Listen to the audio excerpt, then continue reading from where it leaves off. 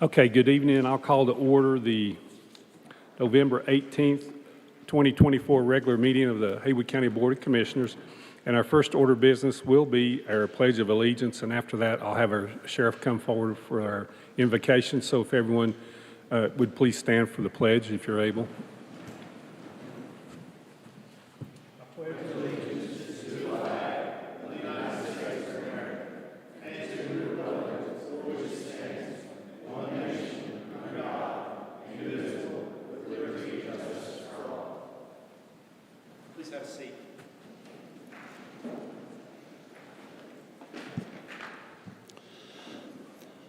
Psalms chapter 119, verse 105 says that your word is a lamp to my feet and a light to my path. I've always found it interesting how examples such as this in the Bible manifest themselves in real experiences and real events throughout history. And in some of my studies this past week, I recalled that on April 18th, 1775, a man by the name of Paul Revere hung 2 lamps in the bell tower of the Old North Church in Boston, Massachusetts. He also carried a lamp between Lexington and Concord and warned the patriots that the British were coming, and in doing so, literally lit a path with a real lamp that began the march, the long march and the long path towards freedom and the freedoms we experience today, particularly those of religious liberty. As we gather tonight, my prayer would be that we'll recall those who have carried a lamp, whether it was through Boston, Massachusetts in 1775, or just in the way we conduct ourselves, carry ourselves, and do our business within this county, and perhaps even other places like it throughout this country, and remember that we carry a light. And that light is a symbol of what is important. And my prayer tonight is that we guard it and we cherish it, and we keep it lit for all the reasons that people before us have carried it. I would invite you to join me in prayer. Heavenly Father, thank you for this day. Thank you for the opportunity to gather as a free people and to conduct business on behalf of the citizens who have called us to our roles to lead within this county. I pray your wisdom, your guidance, your strength, and that you would give us clarity of mind as decisions are made this evening and as comments are made, and we go through the business of caring for our citizens through the means in which they've elected us to do. It is in the name of Jesus that I pray. Amen. Amen. Thank you, Sheriff. Okay, our next order of business is generally public hearings, but we do not have one tonight. And then we'll move on to our public comment session. If you would, if you do speak, please limit your comments up to 3 minutes, and Haven will let you know when your time's up. So would anyone care to address the board tonight?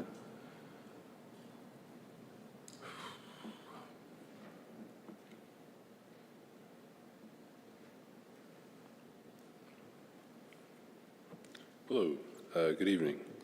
My name is Joshua Sims. I have good news regarding the issue of the wrecker service at 76 Happy Acres Road, which appears to have been in violation of Chapter 114 since 2020. I have discovered the record of the October 21st of 2019 evening meeting of the Haywood County Board of Commissioners, which details the denial of a wrecker service to operate within 500 feet of the residences around it. Notably, Chairman Ensley, Vice Chairman Rogers, and Commissioner Long were present at the meeting and each shared in the unanimous decision to deny. I brought the present issue regarding 76 Happy Acres Road to the direct attention of the board in August and September of this year, but there was some question as to how to read Chapter 114, particularly the aforementioned distance constraint.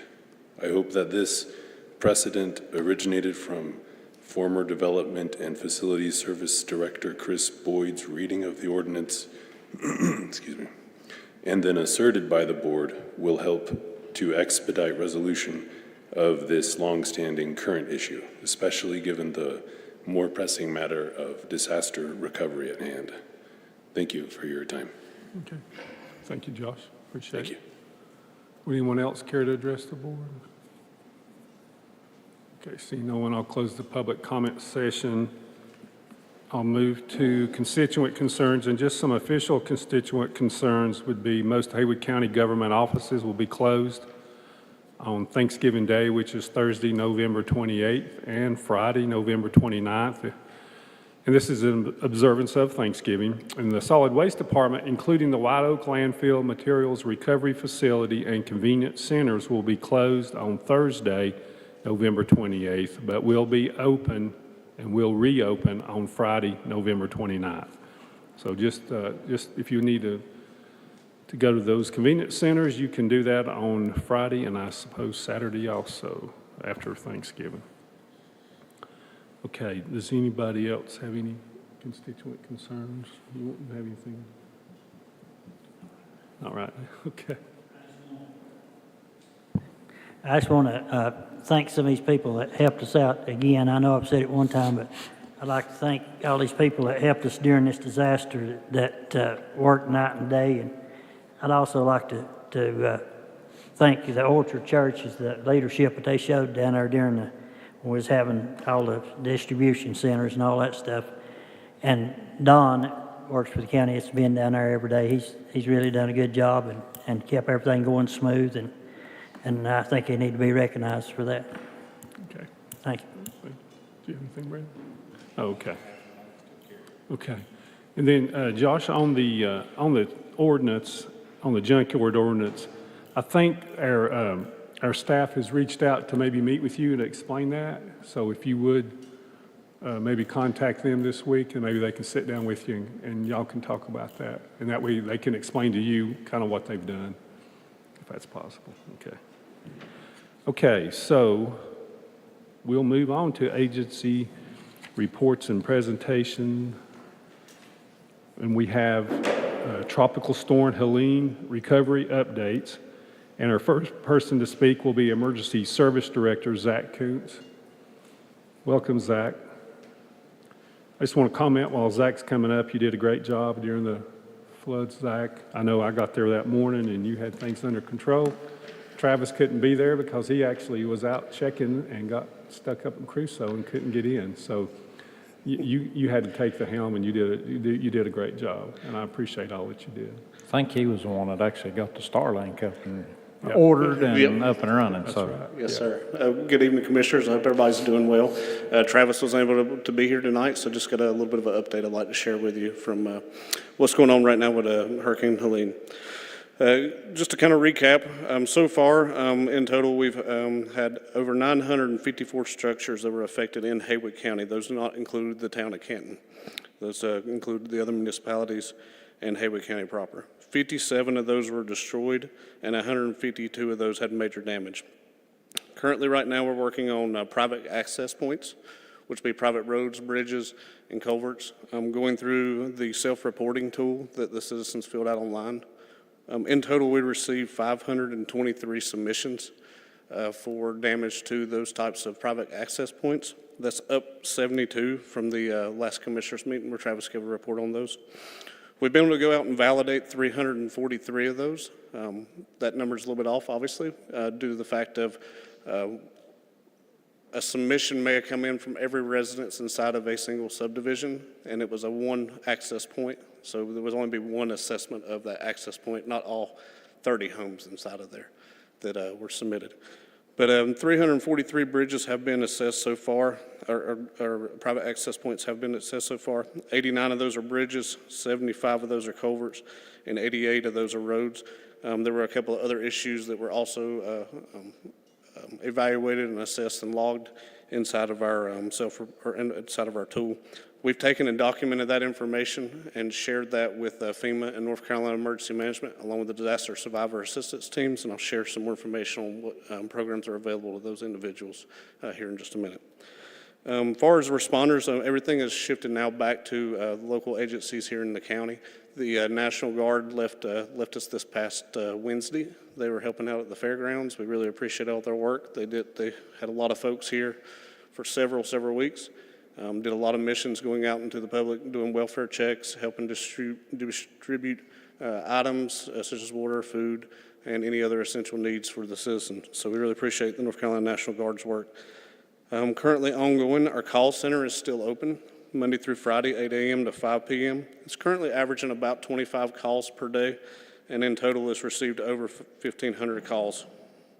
Debris removal is ongoing throughout the county.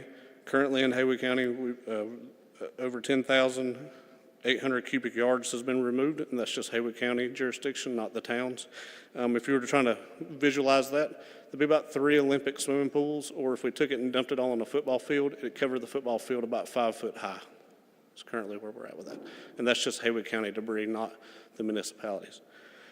Currently, FEMA is still activated at the Regional High-Tech Center with the Disaster Recovery Center, along with the Disaster Survivor Assistance teams who are out in the field going lot to lot, door to door, checking on folks, making sure everybody's had the opportunity to register.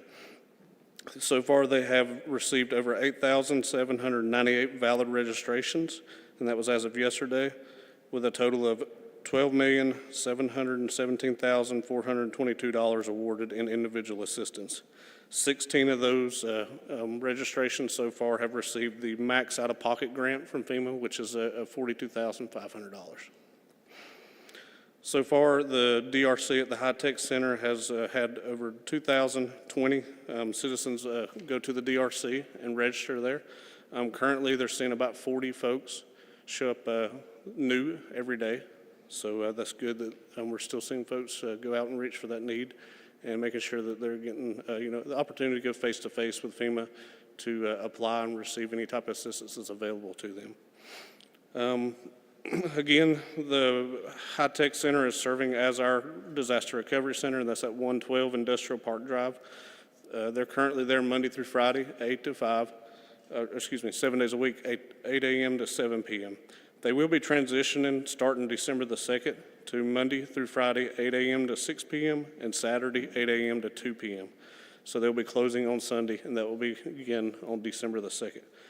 We'll make sure folks know that the last day to apply for individual assistance will be January the 7th of this coming year on 2025, and they always can go to FEMA.gov and register for individual assistance there, or call the 1-800-631-3362 FEMA phone number to register via the phone. So we've got 3 options: go in person, we can do it online, or we can call via the toll-free line number. Also, getting back to the private roads and private access points, FEMA for this disaster has approved individual assistance for these private roads and bridges. They're asking for individuals that have received damage to private roads, private bridges, culverts, or anything that's disrupting their access point to their home to register for individual assistance. The max out-of-pocket for that they can receive for that type of damage to their the road or the bridge or something like that is $42,500. If there is a community that has 10 members in it and they've registered together, each individual home registers, and this is all their primary residents, they can use that money to be pulled together to help fix their bridge or the road or something like that to meet the needs of whatever damages they received. One thing to note is that if the citizen is to apply for this type of individual assistance for private access points, they will initially only receive about $179 to $195, and that is so that they can contact a construction company to get out there and provide an estimate to them to see what is going to be done to fix the road or the bridge or the culvert or whatever it may be, and then they'll go back and appeal that initial distribution of money, provide that estimation to FEMA, and then FEMA should be able to evaluate with another inspector and see what they're eligible for when it comes to that total max funding amount. Just a couple other things to mention. Free disaster legal aid assistance is available through legalaidnc.org/disaster. That's available for anybody that's having issues when it comes to insurance, SBA loans, or FEMA. If you're having trouble with your FEMA application or any type of individual assistance, disaster assistance that you need, you can reach out to those folks there through the free legal disaster assistance. Baptists on a Mission are also providing some homeowner assistance, and that information has been made available on our readyhaywood.com website on how to provide or access that type of assistance. So that's all I have for updates. If you have any questions this evening, I'm happy to take a few. Said that there'd been 12,777 already from FEMA divvied out. Is that in the county? Yes, sir, that's in the county. Zach, I do have one question. The 42,500 max, is that only for the bridge max, or is that for individual assistance in general? So that's for individual assistance in general, but they're also applying that same max Okay. amount to the bridges too. So if one home is on a piece of property that has, that uses a bridge to access, they only be able to possibly get up to 42,500. I got you. If there is a group of homes that is on that same track that are used to access through a single access point, they can all apply, each individual residence, as long as it's their primary residence inside that little community, and pull their money together, go towards a bridge or a culvert or something else like that. How many folks did you say has already received that? The number on the out-of-pocket max Yeah. was 16, but that's not specifically for roads, bridges, or culverts. That's just, Okay. just individual household assistance. Well, Zach, I'm still a little unclear. So the 42,500 is per person? For the, For the- for the individual household assistance program, yes, sir. And that would be So if I for lived in one a- household. It wouldn't be Yeah. each person in the house. It'd be one household. But if you had, If you had if we're going back 10, to, I'm sorry. if you're on a subdivision, and you had 10 homes, then how does that work? Do you know? It could possibly be, if the project came in to be, 4,200 or 4,000, ooh, I can't math right now on a Monday night. 425,000, Okay. sorry. It could be that is the maximum amount that is possibly able to be pulled together, Okay, but that the helps. inspector for FEMA, when they're putting together the project, also that estimation that the contractors provided is what would be utilized to evaluate how much each individual would get, and then how much goes towards that project. Okay. Do you have very many people building bridges right now? We've seen a lot of bridges already been built and replaced by the individuals, whether or not they received some funding from FEMA or they've received funding through other streams, or they're, personally funded it themselves. We've seen a lot of these culverts, bridges been replaced, a lot of gravel already put back. So still got a few out, got a lot out, but we're seeing some good progress. So do you have a list of contractors you can recommend to people? Do we have anything like that? Or No, sir, we not don't. really? Okay. So it's going to kind of be word of mouth, I guess. I know a lot of folks that's actually doing that now, but if I heard you right, they need to apply first, Yes, sir. and That's the then, do they need to wait after they apply to get a response, or can they go ahead and move forward with the work and just take pictures and save receipts? The best option is to go ahead and apply first, wait and hear what you get back, but obviously we know we're already, a month and almost 2 months into this disaster, so a lot of folks have already done work. So if folks have already expended money out of their pocket, they still need to go ahead and apply for FEMA individual assistance for this program here to see if they can recoup some of those funds, as long as they took good pictures and documented everything that happened on their property, in an attempt to recuperate as much money as possible. Travis, are there any assistance for, like if it washes the creek bank out into the pastures and stuff? Or like in my property down there, Uniluska's got a sewer line that goes down through there, and it washed it all the way back out to their sewer line and stuff. Are there any kind of assistance for anything like that? So we're currently working on a couple of different projects and programs that are available. Mr. Moorhead may have something he wants to add in there on possibility of EWP or Army Corps or something like that. I think representatives from Ag, USDA are aware of that, and it falls under that category more than FEMA. And I'm not quite sure if Dylan will be up in a little bit if we have somebody from North Carolina Ag or USDA tomorrow to help answer questions about that. Okay. So Zach, when you were given the damaged homes assessment, Yes, sir. so what was the wording that you used? I think, like, if you would repeat those again. Yeah, so in total, there were 954 structures that were affected throughout the county, and that does not include the town of Canton. It does include everything else but the town of Canton. We're still working on getting those numbers firmed up and going through everything on it. 57 of them were destroyed, and 152 of those had major damage. Okay, so what is the definition of major damage? And substantially damaged, I think, and It definitely reaches the category where Development Services is issuing permits or something of that nature to get things fixed and get into that substantial damage category. and that's substantially damaged. Okay. And then what's major damage? That was the major damage. Destroyed means they're Oh, yeah, they're pretty much Yeah, went down the gone. creek. Washed off a foundation and/or got significant structural damage to where it's almost completely inhabitable. Right, okay. Okay. So who makes those determinations, the inspectors, when they go out? Yes, sir. That's all numbers that's been done by either Development Services here in the county or the town municipalities. Okay. Does anybody else have anything? Okay. Thank you. I appreciate you, Zach. Have a good evening. Thank you, Zach. Too. Okay, then next will be Orchard Church Missions Pastor Ross McGregor. And Ross, you got to Haywood County just in time. I don't think you've been here too long before we put you in charge of something. A matter of 2 months of being here.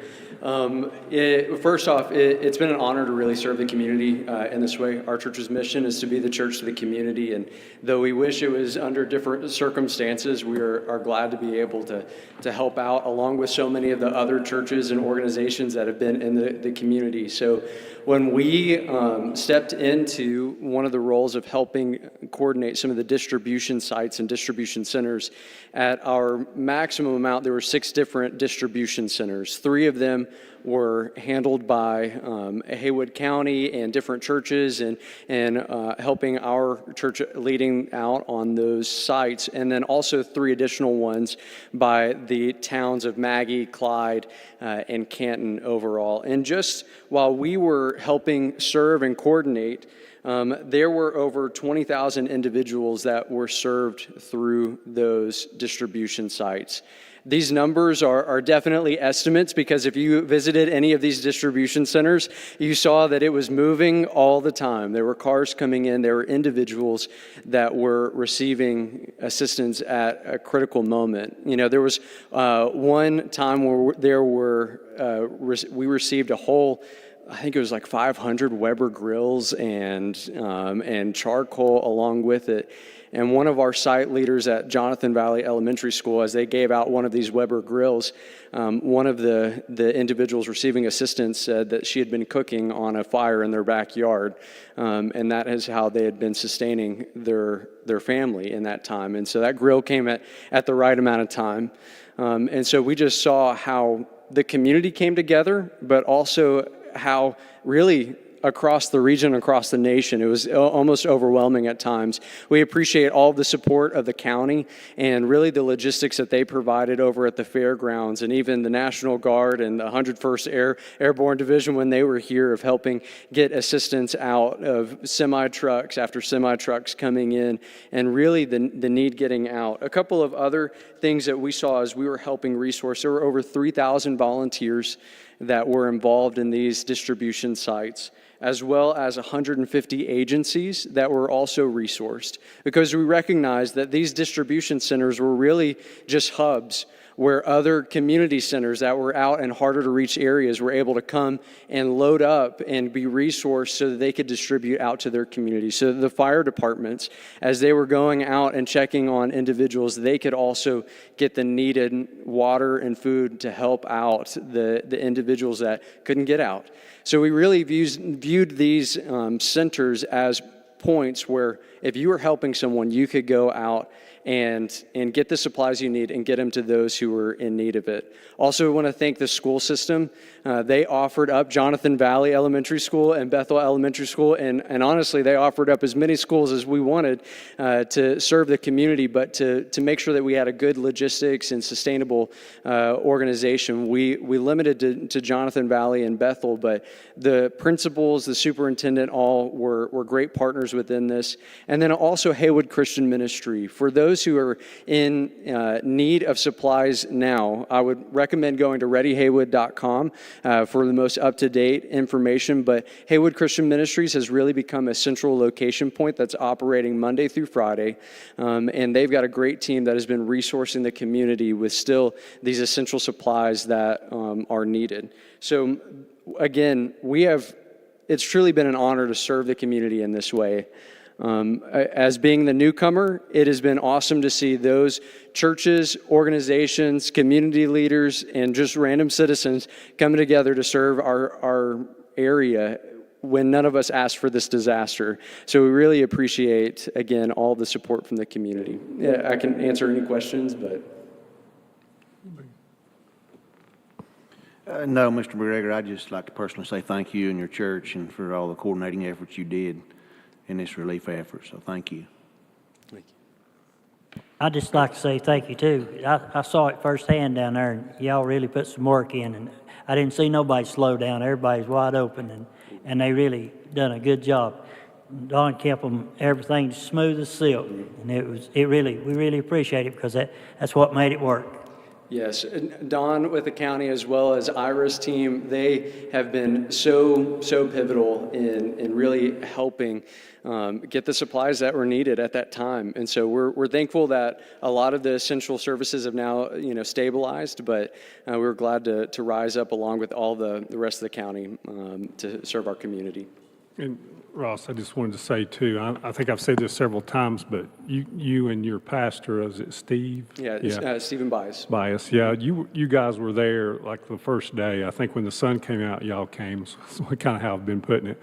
But you came down there and you knew there was going to be a need, and y'all just wanted to help any way you can. And you basically hit the ground running and just, it was kind of a godsend in a way, for y'all to come in at that time because we were trying to get supplies, and that was a problem. And then, of course, we started getting supplies, and then, of course, you guys got them distributed out where they needed to be. And then after that, then we had to start maybe almost telling people that we've got what we need, but, we still need stuff, but we're kind of overwhelmed right now. So, I think that's the way it went all over Western North Carolina, really, but you guys were there to start with, and it just made, our emergency management team did a great job. I think they were tops in the state, and I think you guys were tops in the state in getting the help out, and getting it organized, if you will. And it was really good to see churches come together and do what Christ told us to do, which was to help when people were in times of need, when people were hungry and they need somewhere to sleep, and you guys were there getting them whatever they needed, to do that. So you were definitely, and also I attend Woodland Baptist Church, and so I know the pastor was talking there. Not only did they get their physical needs met, they also got spiritual needs met. So that was a big.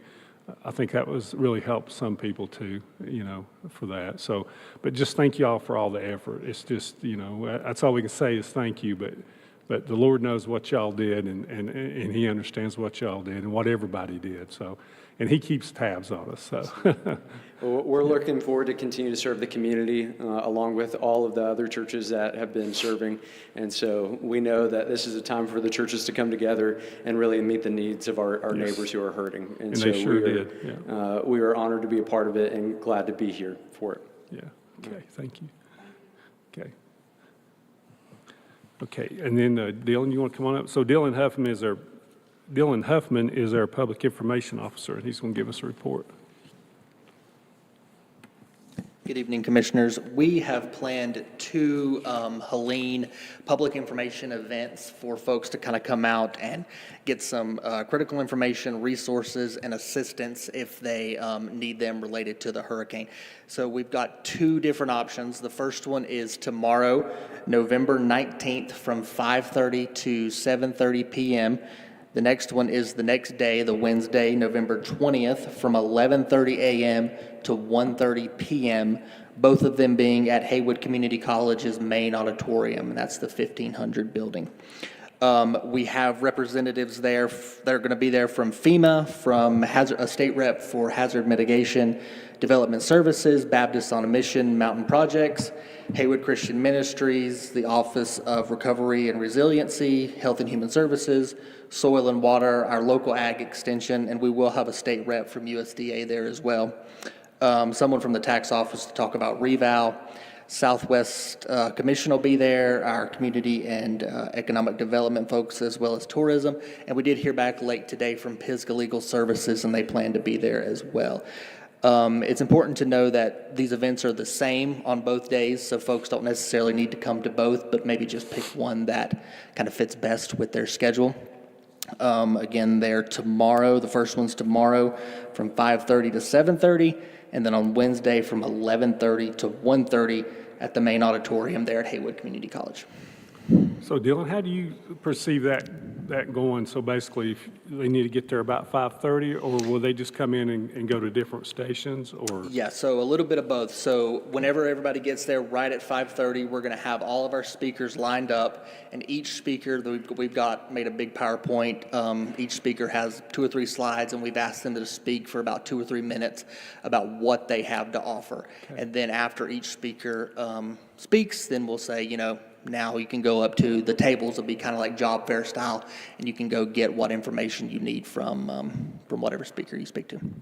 Okay. This is similar to what we did at Crestview, I think, after Tropical Storm Fred. That's what I heard, yes. Yes, and there were several of us were there at those meetings, and the folks that came there were able to learn about new resources. So if somebody's missing something or has a specific question, they may be able to connect with the proper agency. That could there. help them, yeah. Yes. For sure.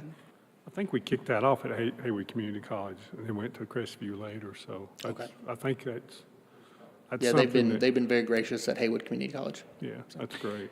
So this is for people that's already applied or those that's thinking about applying, is that correct? A little of both, yeah. If you feel like you need some more information about something you've applied for, or you want to come and see, what else might be out there, there'll be people from different agencies to talk people through it. Okay, that's great, because going through FEMA and it's hard. I mean, it's, you got to kind of get in your lane, if you will, to make sure you can convey exactly what your problems are to where they can get you into that category that can help the most. So The one that we've heard the most from is having someone there for hazard mitigation, and we were able to get somebody from the state to come and speak to that, so okay, that'll be great. good. Okay, that's great. Well, good job on getting that planned, and Of course. yeah, Thank y'all. yeah, sounds like you're on top of it. Thank y'all. Okay. Do we have anybody else, Bryant? Okay. Okay, so the number 2 under administrative agency reports and presentations is the Helene Recovery Proposal, and the North Carolina Office of Recovery and Resiliency Development Director Tracy Flores and North Carolina Disaster Case Management Leader Amber Stapleton. Hey, Tracy. It's good to see you. You always bring us good news, so. Well, I hope it's the same for tonight. I thank you so much to the board for allowing me to come and talk to you tonight. I just wish it were under different circumstances, because if it hadn't been for Helene, I wouldn't be standing here tonight. And I'm only here because my manager, who is the Chief Recovery Officer for our office, had planned to be here to speak with you tonight until the Joint Committee for Oversight of Government Operations requested that he be in Raleigh earlier today, but he will be here in the morning for the meetings that Mr. Moorhead has lined up. Okay, great. So I'm going to speak first, and then Amber Stapleton, who is our case management leader, who is actually a Montgomery County resident, McDowell County resident. I don't know how I screwed that up. A McDowell County resident is going to come up and talk to you a little bit about that. But we have a proposal that we're excited to tell you about, and so if you would just bear with me, I'll go through the presentation. We're going to talk about the grant funds that you know about that were awarded to the state for long-term recovery from the effects of Tropical Storm Fred, the 2021 storm. And then a proposal that we have put in place and worked with the county staff on that will allow us to use some uncommitted reserves from those funds to jumpstart the homeowner recovery process with the county's direction and leadership. And then we will talk a little bit about disaster case management. So as you'll remember, the federal government awarded our state a little over $13 million for recovery from Tropical Storm Fred. And Haywood County chose to use those funds for affordable housing development and first-time home buyer purchases. And so in that, we had of the about $11.6 million for programming, $10.5 million for affordable housing development, and a little over $1 million for new home purchases, home ownership assistance program. And as of today, there have been 2 projects awarded from those that Affordable Housing Development Fund. There's $3.5 million for the Balsam Edge project here in Waynesville through Mountain Housing Opportunities, and about $2.5 million to Mountain Projects for the Harkins Avenue single-family homeownership project. And that means that there's about $4 million, which the last time we spoke, I had indicated to you that the county had chosen to put out another round of funding opportunity to see about soliciting proposals that would meet the county's preferences for awarding the remaining $4 million. But then Helene happened. And so what we wanted to talk to you about is figuring out how to use those $4 million to address some of the critical needs that have been as a result of Helene's effects. We are calling this proposal the Rapid Recovery Fund, and it will allow us to, instead of holding those dollars back for future Affordable Housing Development Fund projects, we can use those dollars for other potential projects at the county's discretion, including single-family homeowners repairing their homes, elevating their homes, replacing their homes, small rental, all of the things that you see listed here, as well as other housing assistance as the county deems appropriate. The good thing about HUD disaster recovery dollars is that they are very flexible. The next slide will show you the constraints that we have to operate within, but within those constraints, there is quite a bit of discretion over how they're used. And so we were excited to talk to Brian and his team about if you had these $4 million at your disposal, what would you want to do with them immediately? So that's what we are going to be talking about. The first step for us in moving forward with this Rapid Recovery Fund is to amend the action plan, and that is the plan that we are required to give to HUD that tells them how we're going to spend the grant money. And anything that's a significant change, such as adding in the Rapid Recovery Fund into the plan, has to go through what's called a significant action plan amendment process. And the first step in that is publishing the amendment for public comment, and it was published last week. We are required by law to keep the public comment period for 30 days and to compile all of those comments, incorporate them, again, with the county's leadership, incorporate them as the county sees fit. And then after 30 days, we can submit the final amendment request to HUD. HUD then reviews that amendment request and approves it. They have, in this grant, they legally can wait 45 days to approve this grant, but we have had a number of conversations with them, and they have expressed interest in expediting our request for amendment, obviously in recognition of the situation here in Haywood County. So we are optimistic that it will not take 45 days after the public comment period ends for us to hear back from our partners in Washington. That would allow us to move ahead with activities as soon as possible.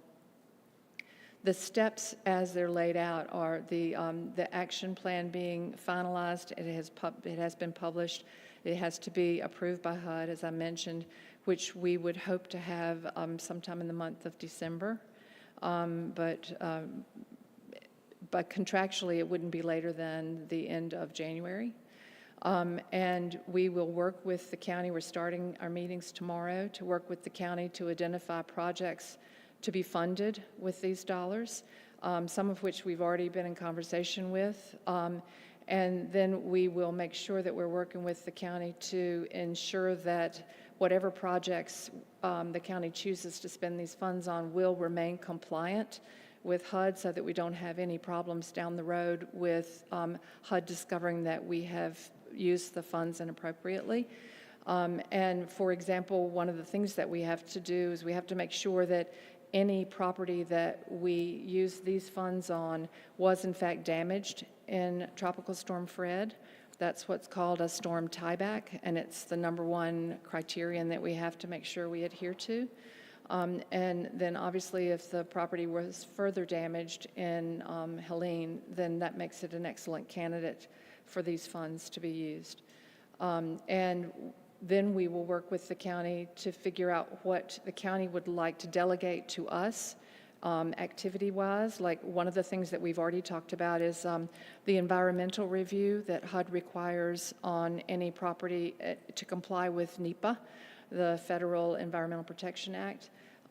We have offered to take on that responsibility because our process is set up to do those. We have staff, we have resources and experience in doing that. And so we can take that off the county's hands rather than have the county procure an outside consulting firm to perform that environmental review. That's an example of where we'll work with the county and figure out where they want us to step in and where the county wants to act on its own behalf. The intent is to put the county in the driver's seat and support you guys to make these dollars get deployed as effectively and efficiently as possible. And then I'm going to turn over the microphone to my colleague Amber Stapleton, who is coming over from McDowell County, and she's going to talk about disaster case management. We can either do questions now about the Rapid Recovery Fund part of this presentation, or we can wait until after Amber presents, however you guys would like to proceed. She can go ahead and present, I guess. Everybody's looking at me. Yeah. I'll be quick, I promise. Oh, it's okay. My name is Amber Stapleton, and Tracy, thank you for the warm welcome. I'm happy to address the board today and any meeting attendees to really provide just a little bit more information when it comes to disaster case management. Recently, North Carolina's Emergency Management and North Carolina Office of Recovery and Resiliency has partnered and been awarded disaster case management contracting, meaning that we can come in directly after initial response and start assisting as quickly as short-term and long-term recovery efforts. This means really getting up with any of the survivors immediately after FEMA's come in. This is a way for us to really coordinate and assess needs that may come up in short-term recovery as well as long-term recovery. As an example, I know sometimes, especially in this area, we have a lot of farmers, we have livestock, we have animals, things that are really, really important to not only people's income, but just, again, their well-being. They consider it almost like family. And this is also something that tends to be an issue when it comes to construction, something that happens in long-term recovery, is that we might not have anywhere for these animals to go. We might not know about it until after we've got it. This is exactly what we're trying to avoid. Coming in early to the game, we're able to assess these needs, really start strategically planning and coordinating resources to be able to handle these barriers that we've faced before.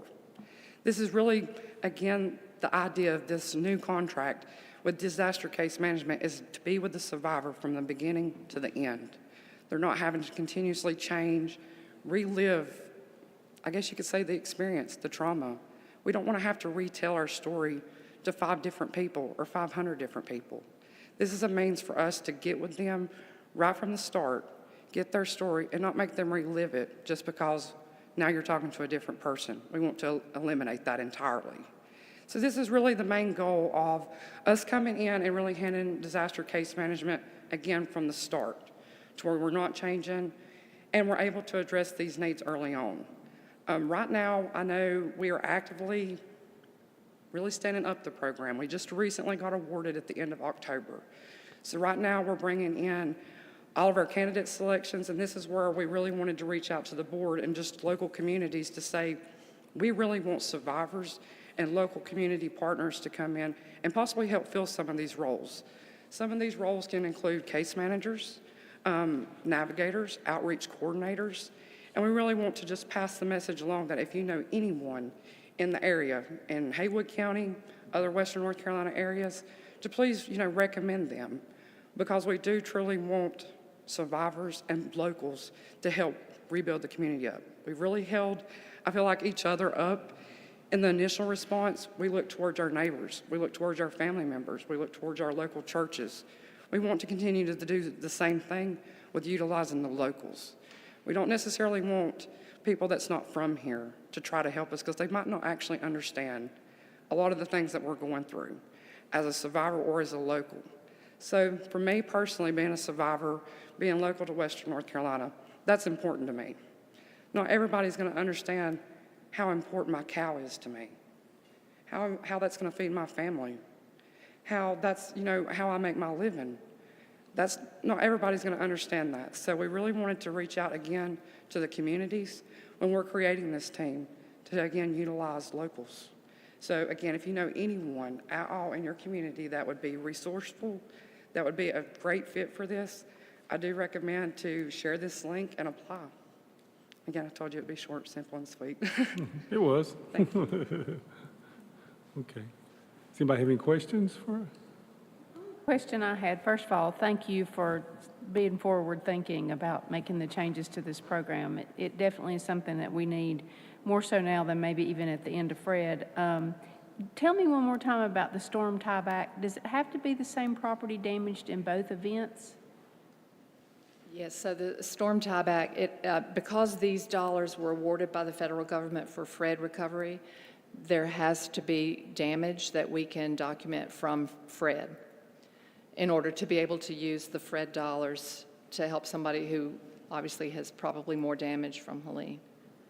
And so that would be property-specific, not a community or an area. It's going to be related to an individual, like the PIN number of the property, correct? That's correct. Okay. Yes, it has to be on a per property basis, per household basis. And the one thing I did not mention is that when FEMA has that limit of $42,500 per awardee or per household, these dollars would not be subject to that per household limit. What about if, like a house that had already been fixed back after Fred, and then it got demolished again? That's a great question. If there is documented damage from Fred, I believe that would work. I know a house up Crusoe that they just finished the week before this Helena hit it. Hadn't even moved in it. Oh, no. Thank you. Thank you. Anybody else have any questions? So on the, so we can, for this money, we can use for buyouts, or I guess, do we come up with a plan, the county does, our staff? Is that what you've been working on? We're actually, like I said, my manager, the chief recovery officer, is coming up, Okay. and we're going to meet with Bryant and his team tomorrow to start deciding the universe of things that the county would want to use, because again, there's so much flexibility.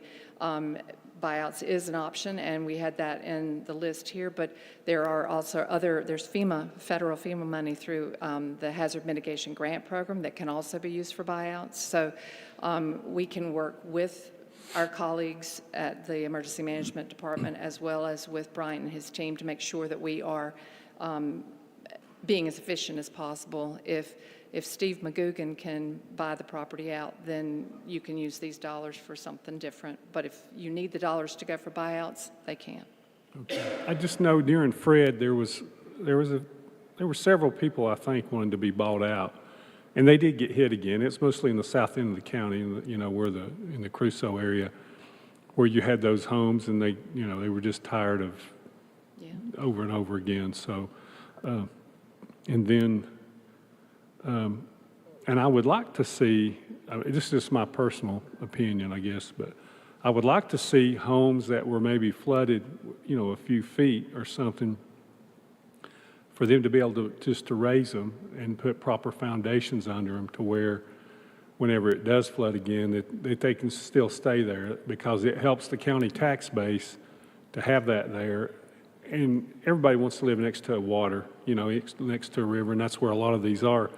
But, you know, all we've got to do is make them resilient. And we, you know, Brandon and I saw homes that were built properly and that survived it. You know, like there's one guy, you know, had moved out. I mean, he'd just moved in, and he basically got stuff out of his basement, and it got flooded again, and then he moved back in because he basically, you know, he flood-proofed his home, if you will, even though it flooded like crazy. So, and he was okay. So that's what I'd like to see is people just be able to raise their homes if they can still save them, because it just protects the tax base. They're able to stay where they chose to live, maybe, you know, and want to continue living if they have that choice. So that would be two things that I'd like to see happen. But now I know you guys will be looking at the big picture, and you'll come back with probably things that are maybe more important. But that's just some observations I've made. Thank you. Thank you. And it's very important to stay at your house if you can. Even in the cases where our office rebuilds houses, we make sure that they are elevated at least 2 feet above base flood elevation, so that it can, if it happens, it can withstand the next wall of water that comes through, you know, to a certain extent. Yeah, so. And those homes did. You know, they're there, and they're going to be lived in, and they are great properties because they're on the water or near the water. Beautiful. You know, and so everybody wants to live near the water, I think, except when it floods. Yeah. Used to. But yeah, you got to have an escape plan, that's for sure, if you live there. Does anybody else have any questions? Again, thank you for, you know, thinking about how the program can help us going forward. And the money's already been allocated, so it should be quicker this time. We're not waiting for the award, so that's good. Exactly. And then, of course, we expect more funds to come from HUD for Haywood County as part of the Helene recovery process. It's not clear whether our office is going to be administering those funds, but if we can get started with this $4 million, at least we can kick things off for you guys and make a difference, even though it's going to be a modest difference for now. Yeah, and Bryant had told us, I mean, he had told us that you know, what you were trying to do, and I just thought that was a little bit of a bright spot in a lot of dark areas there. So to be able to maneuver this around and just kind of get it out and everything. So I do appreciate you thinking outside the box, if you will, and thinking of us too. Yeah, well, and you know, hopefully you know that we have the utmost respect for Haywood County, and we have really appreciated the partnership that we've been able to forge with you over the last couple of years. And so anything we can do to help, please give us a chance, because we'd like to. Okay, thank you. Thank you. Okay, next order of business is discussion or adjustment to the agenda, but I do not have anything.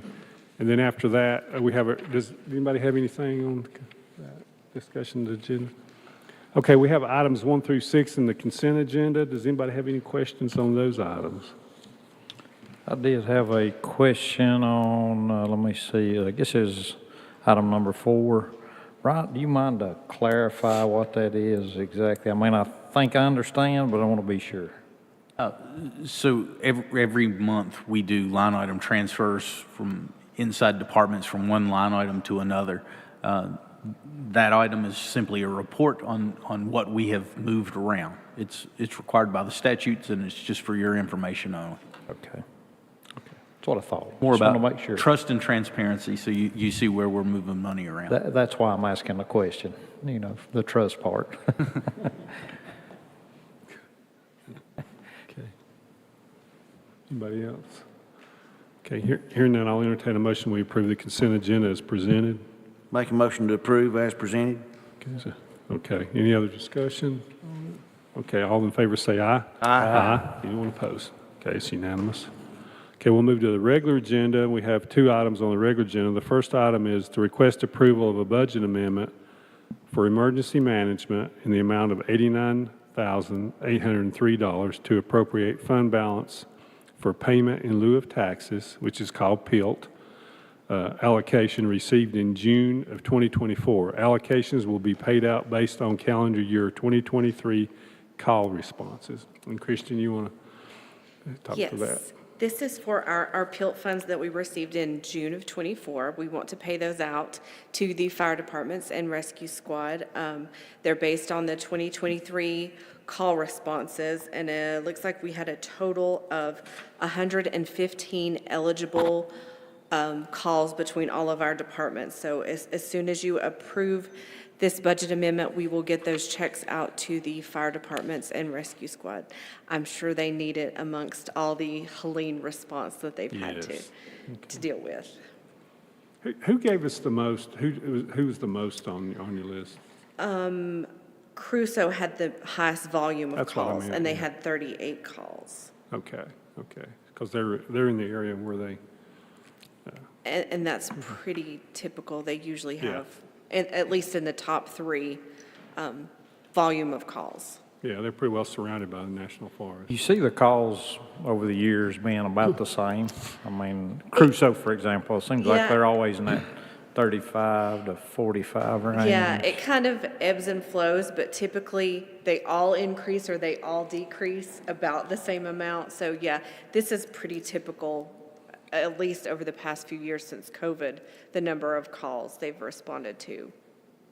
No, I personally have got a lot of thank yous for giving this PILT money to those fire departments. You know, it's a big help to them that basically they have to answer the calls in an area that's not being taxed. So it's definitely a big help. So I know that normally we get the checks out a little earlier, Christian. Most of the time, it's around late October, early November. We are a little bit behind, I think, just with all the Didn't have nothing chaos. else to do. It took longer to get the information from the fire departments this year than it usually does. I They're got you. usually, giving it to me before I even ask for it. Sure. This year, I had to do a little bit of chasing to get some of this information, so.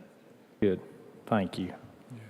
Just for everyone's information, that PILT money is payment in lieu of taxes. That is on federal lands, Pisgah National Forest, and I know there's about 3 or 4 fire departments that basically cover those areas, down I-40, down in that area, Lake Logan, Crusoe, Parkway.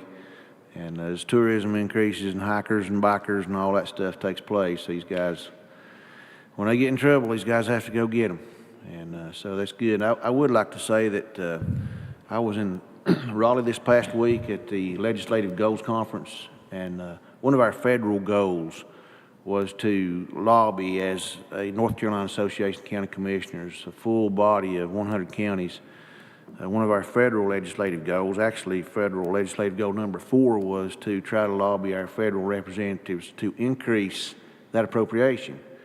A dollar just doesn't go as far as it did the last time this was visited. And so, we're continually trying to lobby as a group to increase those funds because things change. And so thank you, Christian. And the reporting, I'm sure it has to be documented. You said there had to be documentation and verification to those calls and all that stuff. Yes, the fire departments, they send in their call volumes, and then we have those verified with Shanda in 911. She checks them off to make sure that we have records of those dispatches in our system. So it's not like, hey, we went up here to respond to something that was never a call.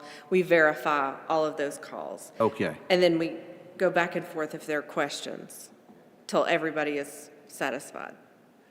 One funny side note, Commissioner Rogers and I went to a campaign event for some people who were running to be our congressional representative in Washington, and these folks like Chuck Edwards, they have to fight for these funds for their districts. And There was about 11 or 12 candidates up there, and so help me, there was only one that could answer. The question from the moderator was concerning the PILT money.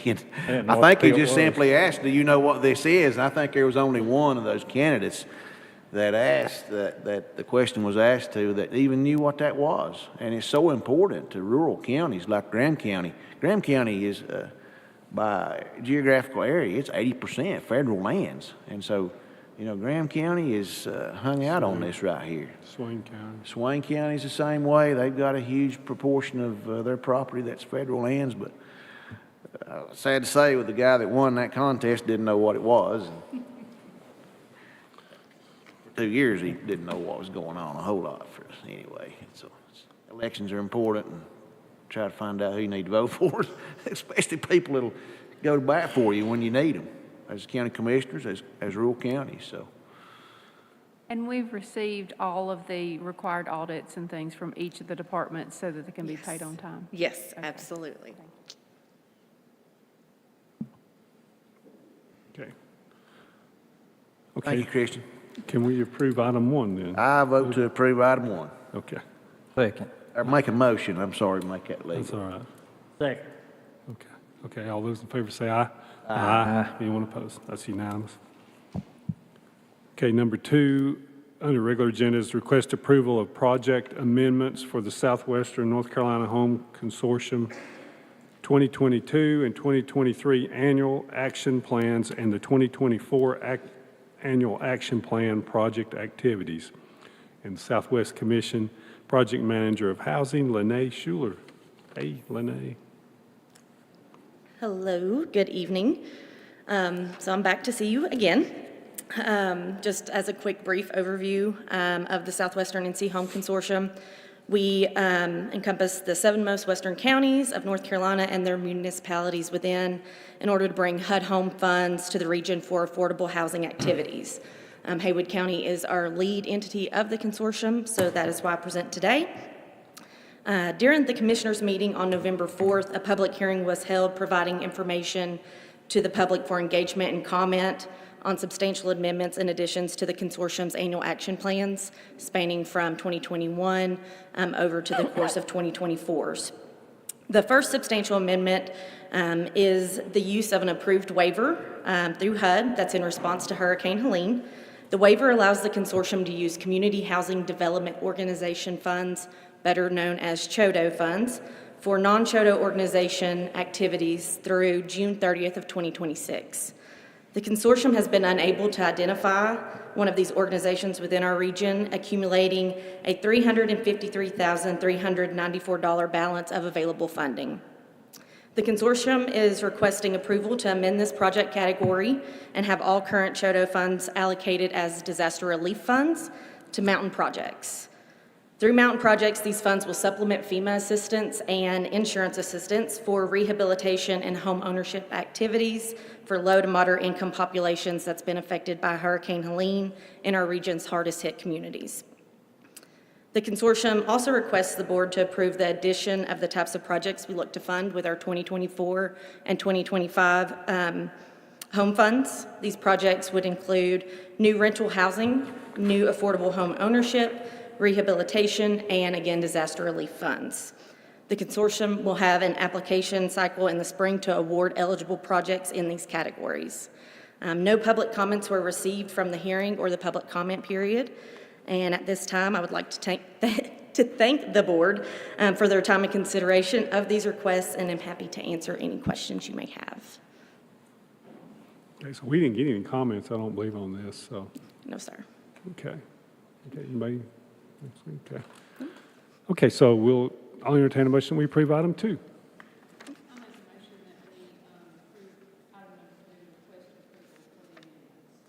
Okay, is there a second? I'll second. Okay. Any discussion at all? All those in favor say aye. Aye. That's unanimous. Thank you, Lene. That concludes the business for the board. We do not have any appointments this evening, or a closed session. Does anybody have anything else further before the board? Mr. Chairman, I'd like to give a brief overview of the legislative goals process from North Carolina County Association of County Commissioners. We met in Raleigh, and I was surprised to see the moderator for the event was our attorney. I drove to Raleigh and looked up there, and I asked him beforehand, did they prepare him for that? Because you have 100 counties and you have some very big egos, and you have some, I've seen some very heated disputes in my time down there, and we had one or two, and Frank, I didn't know if I had Frank backed into a corner there one time or not, but I think I got it all sorted out. But the association continues to lobby for small counties as well as large counties. We all get together and try to come together and pass these goals forward to our state legislators to try to go to bat for our local counties. And just to briefly say, the top goals from the agricultural subcommittee I served on, the farmland preservation program continues to come up. We've had some discussions here in the county and had some goings on about the farmland preservation. So coming out of the agricultural subcommittee, which I was on, we came up with our number one goal is the legislature needs to keep up with the times. There's farmers who want to put their property in farmland preservation, but the payment for that has not changed in many, many years. And everyone here knows what real estate prices have done. And so to make it a more attractive feature for our people in a county that want to preserve our rural heritage and preserve their farms, we are lobbying the state legislature to increase their funding for farmland preservation. And, you know, everyone comes here and loves to see the pastoral scenes in the rural communities. And they come and then you got subdivisions popping up like dominoes. And all of a sudden what was really attractive is not very attractive. So a lot of these folks want to keep their property in farmland preservation. So we're lobbying for that to try to give them more compensation up front. On the environmental subcommittee, our number one goal was to seek additional resources preventive of storm damage, maintenance, and disaster mitigation in all 100 counties. And that was a hot button issue around Hurricane Helene and Tropical Storm Fred. That was on everyone's mind. So we are lobbying our legislature for funding for that relief effort as a body. Out of the general government subcommittee, we came up with, of course, trying to increase our broadband and digital capability for unserved and underserved areas and residents of the state.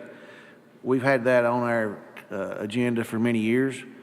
As you saw in our community, in our county report recently, I think everyone was surprised at how few people were still unconnected, and we're still working on that. And we saw during this last disaster event the need for communications. And Commissioner Best and I was in a meeting in Burke County 2 Fridays ago, and the number one issue across all the counties affected by Helene was communications. The left hand didn't know what the right hand was doing for several hours, several days. And thankfully for an entrepreneur named Elon Musk came to the rescue.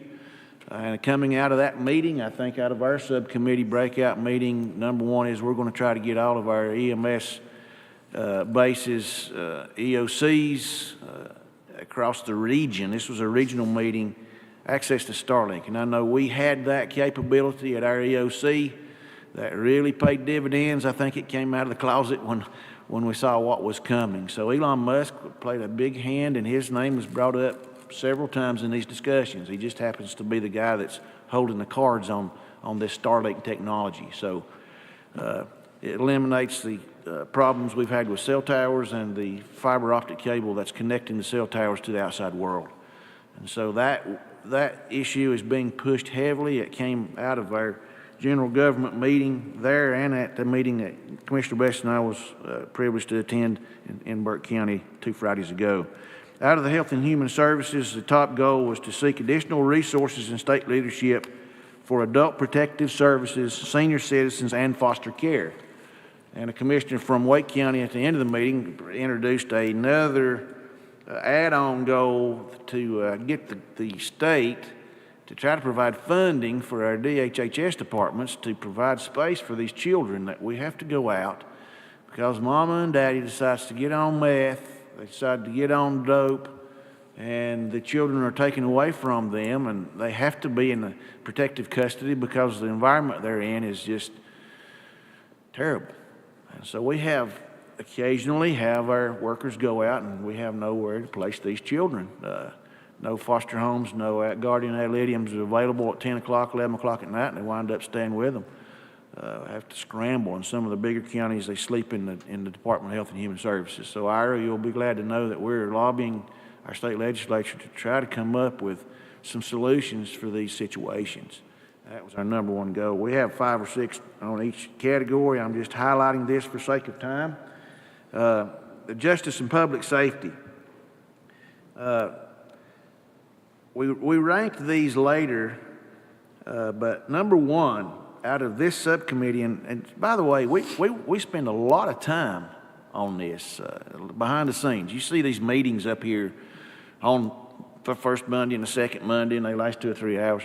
Well, the commissioners, we work a lot behind the scenes, and so we had meetings on these, Zoom meetings, in-person meetings, and our number one goal, and I know this will resound with everyone sitting up here that knows, and county managers, we're trying to lobby our legislators and at the federal level to seek legislation expanding state funding to provide essential medical, mental health, substance use disorder, and social services to persons incarcerated in local detention centers.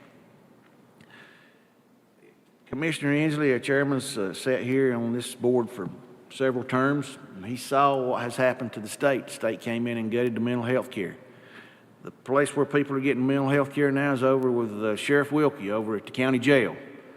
And it's not a good environment to receive mental health help. And so not only that, but we are responsible as taxpayers. Once we get these people in custody, if they have a health problem, it goes right back to every taxpayer in Haywood County because we're on the hook for their care. We need reimbursed from the state. They pushed this over on us. We're having to have misdemeanors now. There's people probably try to get in jail if they got a major health problem and they don't have health insurance. They do something to get put in jail, and then all of a sudden we're out $100,000 for a surgical procedure.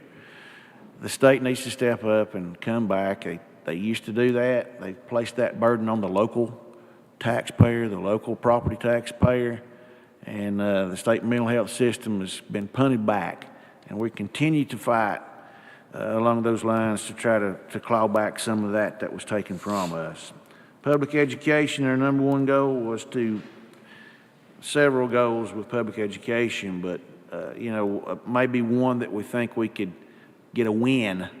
Sometimes our number one goal isn't necessarily the top priority as far as moving the needle in favor of the people, but sometimes we put something up that we think we can win in Raleigh, and number one was to try to get flexibility with our school calendar. Mountain counties get snow. They don't get snow in New Hanover and Brunswick County.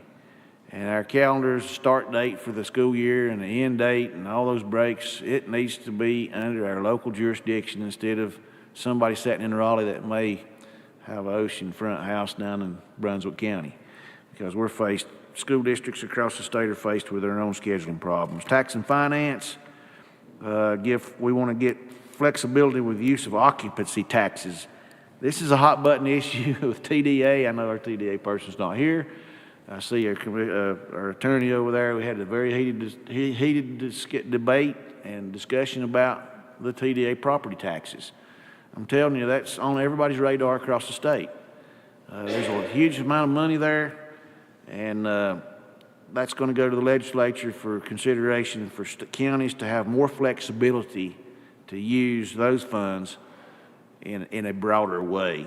And I'll stop right there, but that was a highlight of the trip, and I was proud to represent Haywood County on that as usual, and it's a privilege to cast my vote in favor of helping our counties to try to claw back some funds from these unfunded mandates that the state, and I see the county manager over there, he's shaking his head. Talk about giving you a heartache is the state mandating things to you, and you have no recourse. So, if we can get more local control, more flexibility, I noticed in the presentation, local people know local people better than other people.